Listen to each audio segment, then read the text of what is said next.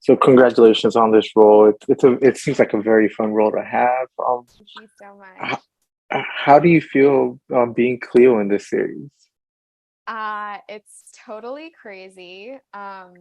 Honestly, it's this whole process has been so surreal that I don't really know how I feel, but I'm really just grateful to have the opportunity to be a part of this project because from day one, there were just so many fantastic people on board from the cast to the crew, the director, the producers, the casting director. I'm just really grateful to have an opportunity to create such a fun project with people who are equally as excited to do so. How do you feel seeing yourself on the screen and being?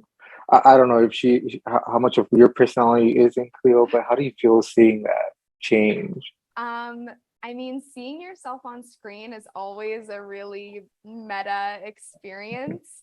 Um, but I'm really, really happy with how the movie turned out. I think that all of the hard work and the passion and the excitement that we had on set really translated well to the final product. As far as how much of my personality is in Cleo, well, I think that I tend to have a kinder approach than she sometimes does.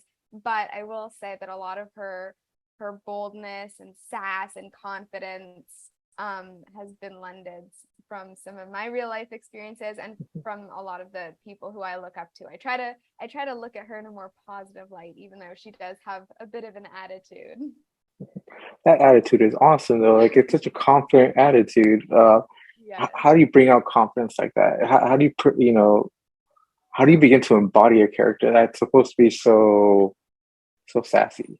Yeah. So in my training, I'm always taught never to approach any role from a place of judgment Mhm. because the second that you start judging a character, the harder it is to play that character. So instead of judging, I try to justify everything that she does. So the first thing I did when reading the script was just going through, looking at all of her relationships, the things that she says about herself, and the things that other characters say about her to try and get a really well rounded vision of who she is.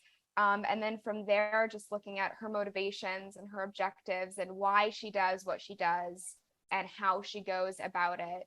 So when I have a more fleshed out idea of her background and her upbringing and her family and her relationships, then I'm able to see, okay, maybe this is why she's approaching circumstances the way that she does. Definitely, and the cast you have around you are incredible. They seem like so much fun. How was it playing off of them, and who's some of your favorite characters to play off of? Oh my goodness. I think in this movie, I had the opportunity to be in a scene with just about every other cast member because it was really an ensemble story. Mhm. Um, like I said, I mean, everyone was just so excited to be a part of this project and this world that I think, and honestly, everyone is perfectly casted. Seeing each other off screen and off set too, people just have the mannerisms of their monster counterparts. It's really funny to see. Um, right away, Lena Lecomte, who plays Laguna Blue, and Miss Steve Saul, who plays Abby Abominable, we had an instant connection. So when we were off camera, we were always hanging out and making jokes. So it was a lot of fun to play with them. But also Cece Balagot and Mia Harris and Nia Jamison, that's our awesome trio. They're just so much fun and they have such chemistry. It's like you're with Claudine and Dracula and Frankie. It's so crazy. That sounds so awesome, and your wardrobe in this is fantastic. It's beautiful. How much input did you have? How much was it just wardrobe dressing you? How did that come about? Yeah, so wardrobe on this film actually started way in pre-production because they knew right from the get-go that this is a fashion show. This is a shoe show. We have to have everything in order because I mean, Monster High originally were fashion dolls, so they really wanted to honor that. The wardrobe department was really vast. We obviously had our key wardrobe and some assistants, and then there were tailors who were making a lot of the costumes themselves. Um, I mentioned in another interview I did a while ago that one of the pairs of shoes that I wear as Cleo was actually ordered for me before I was officially offered the role. I think they already knew that I was going to get the job, but they needed to order the shoes because they were coming in all the way from Egypt. And that wasn't the only article of clothing that Cleo wears that's really from Egypt. All of the beaded necklaces are all handmade in Egypt.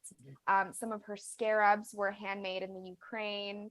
Um, all of the dresses that I wore as Cleo actually were vintage, which posed a bit of an issue because on a film set, they typically like to duplicate every single outfit just in case something happens and they need to replace one of the outfits, they'll have a backup.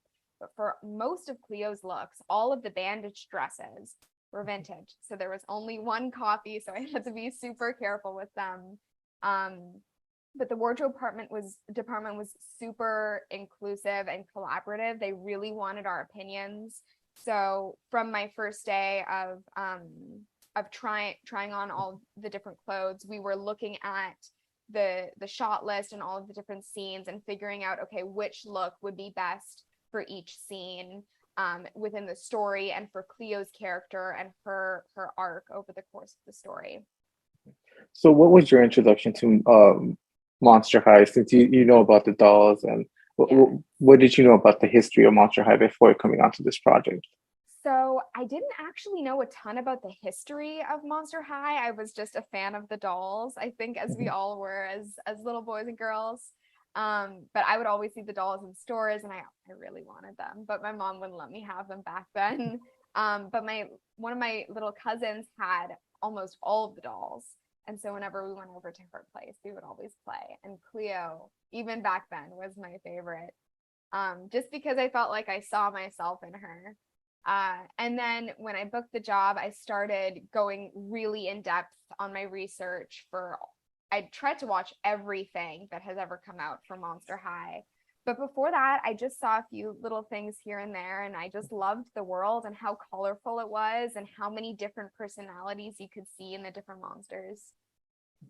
Awesome. And Yeah. your acting career, what does being in a project like this mean? Oh gosh. Well, I will say that I've been in the industry now for about half of my life, and I think this is one of the most exciting jobs that I've ever been offered. Um, just to have the opportunity to represent such an iconic franchise that already so many people love was a huge responsibility, but it was also really, I mean, humbling and I'm just so grateful to have been a part of it.